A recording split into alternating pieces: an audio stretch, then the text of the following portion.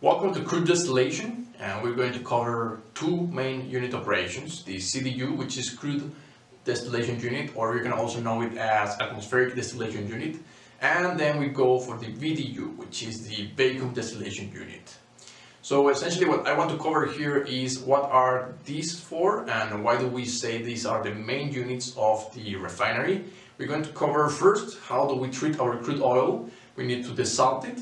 So remove all the salts, all the solids, we need to remove the sediments, we need to remove the humidity, and then we can continue with the preheating. So preheating is very important because we gotta ensure the correct temperature for the operation of our distillation column.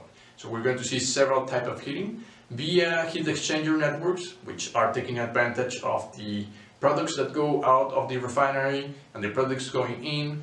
So you want to take advantage of what do you want to cool down, and you need to heat this up, so why not mix them?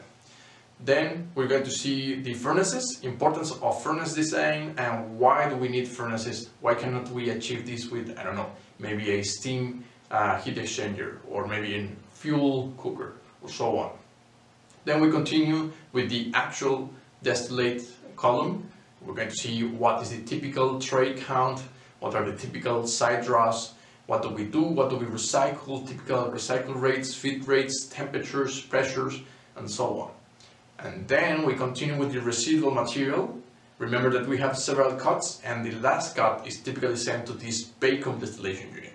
In the vacuum distillation unit, we're going to see also typical operation, number of trays, temperatures, pressures, why do we use vacuum, and how does it work.